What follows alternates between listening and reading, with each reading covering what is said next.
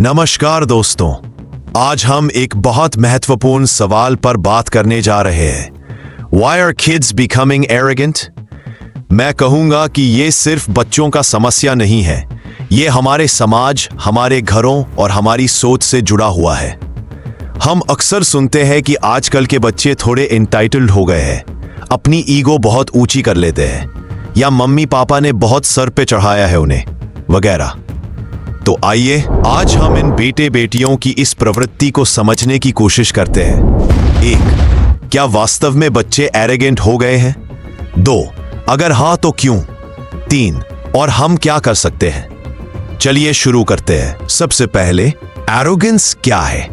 Arrogance सरल भाषा में है जब कोई बच्चा या व्यक्ति अपने आप को दूसरों से ऊपर समझने लगता है, अपने आप को बेटर देन अदर्स महसूस करना। कॉन्ट्रास्ट में है कॉन्फिडेंस, जब आई कैन डू इट, मैं सक्षम हूं कहना। लेकिन एरोगेंस वो है जब मैं बेहतर हूं, तुमसे बेहतर हूं, मेरी बात सुनो क्योंकि मैं जानता हूं कहना। एक मनोवैज्ञानिक ने लिखा है कि एरोगेंस अक्सर excessive praise, you're the best जैसे वक्तव्यों से जुड़ी होती है। दूसरे शब्दों में, arrogance isn't just high self esteem, वो है सेल्फ एस्टीम का ऐसा रूप जो ह्यूमिलिटी से खाली है। इसलिए आज हम किड्स बिकमिंग एरोगेंट कह रहे हैं, तो हमें यह देखना होगा कि क्या वो सच में एरोगेंस दिखा रहे हैं या सिर्फ कॉन्फिडेंस या एज रिलेटेड बिहेवियर है। सवाल यह है, क्या वाकई में किड्स आर बिकमिंग एरोगेंट? कुछ रिसर्च बताती है कि हाँ, बच्चों में ऐसे व्यवहार बढ़ रहे हैं जैसे कि दूसरों की प्रतिक्रिया नहीं सुनना, I don't care what you think कहना, दूसरों को कम आंकना।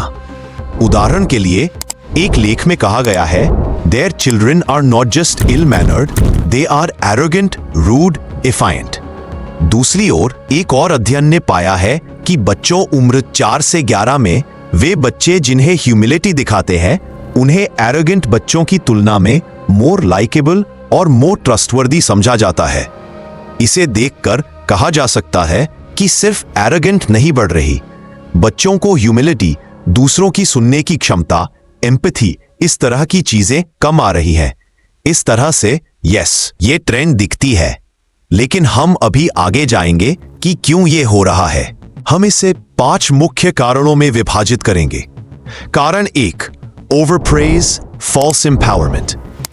पहली वजह है जब बच्चे को बार बार बताया जाता है कि तू सबसे बढ़िया है, तू कभी नहीं हार सकता, सब तेरे पीछे है। ये फॉल्स एम्पावरमेंट बन जाता है। पॉज। जैसे एक रिपोर्ट में बताया गया है कि बच्चों की ब्रेन अभी डेवलपिंग है, उनमें सेल्फ असेसमेंट कम होती है, इस वजह से उन्हें लगता है कि वे हर बार सही है।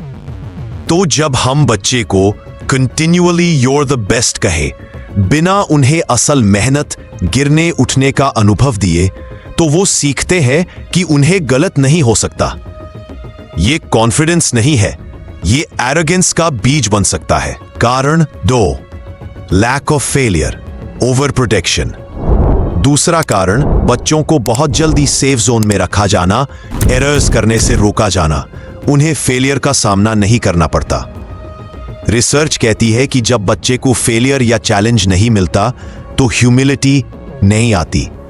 सरल शब्दों में, अगर हर बार जीतना हो, कोई संघर्ष ना हो, कोई गिरावट ना हो, तो मैं क्या करूं नहीं सकता कि सोच नहीं बनती। और इस खालीपन में एरोगेंस उगाती है, क्योंकि बच्चे को लगता है मुझे रोका क्यों जाए या मुझे संघर्ष क्यों करना पड़े।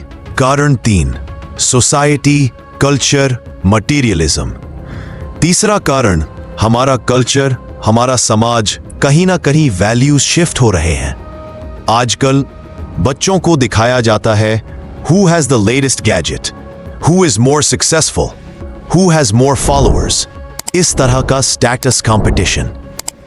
जब सफलता सिर्फ चीजें पाने में नापी जाए, तो बच्चे सीखते हैं कि मुझे दूसरों से अलग दिखना है, मुझे दिखाना है कि मैं बेहतर हूं। इस तरह एरोगेंस को पोषण मिलता है। कारण 4, emotional regulation and role models. चौथा कारण, बच्चों का इमोशनल रेगुलेशन अभी विकसित हो रहा होता है।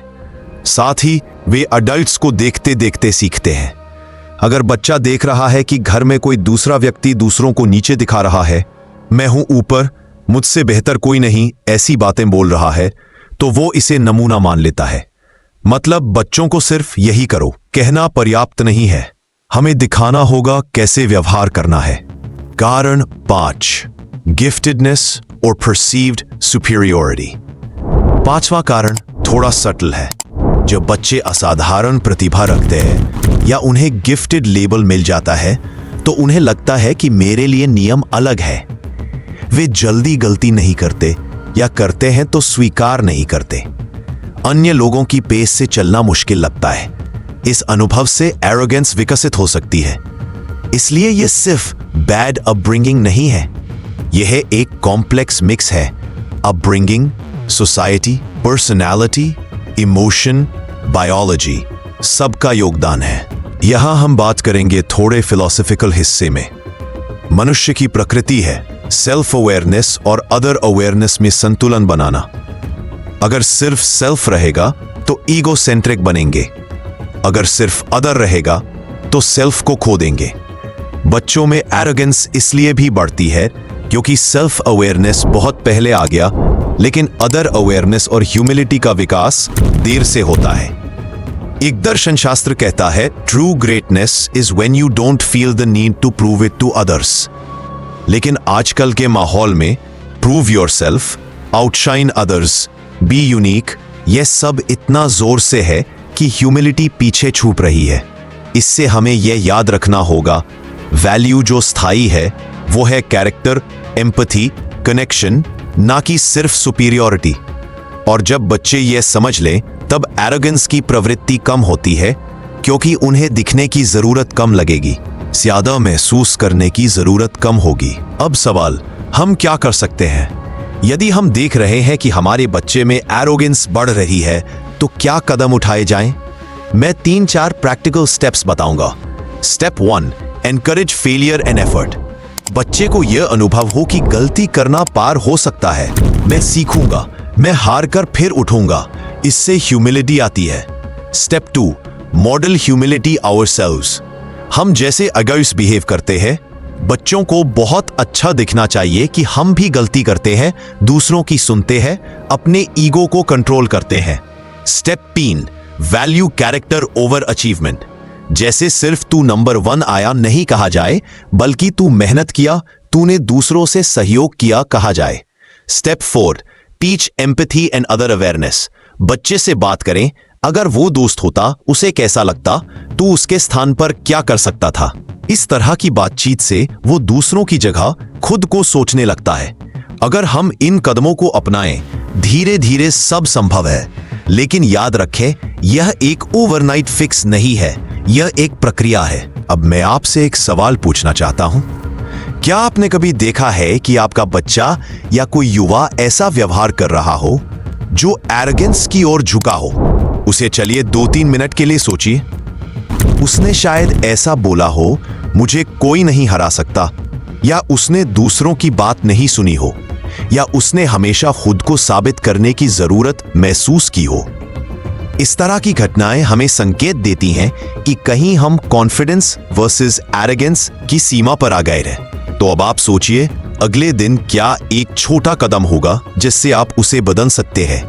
आज हमने समझा कि बच्चे एरोगेंट क्यों हो रहे हैं। Over praise, lack of failure, society, parenting styles, role models और कभी कभी गिफ्टेडनेस तक। लेकिन सबसे जरूरी बात यह है, यह कहानी बदली जा सकती है जब हम बच्चों को सिखाते हैं कि being kind is more powerful than being right.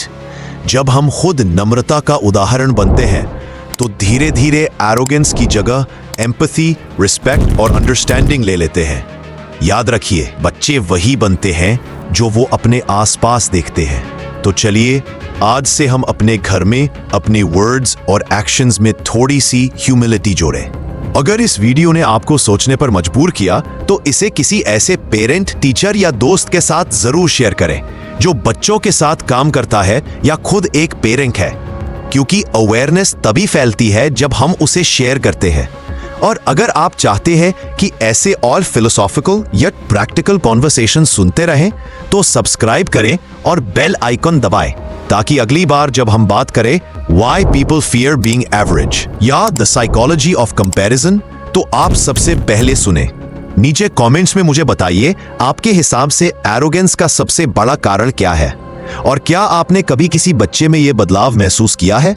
आपकी सोच शायद किसी और के लिए रास्ता बन जाए। धन्यवाद और याद रखिए, एरोगेंस फेड्स, एम्पैथी स्टेज। नमस्ते।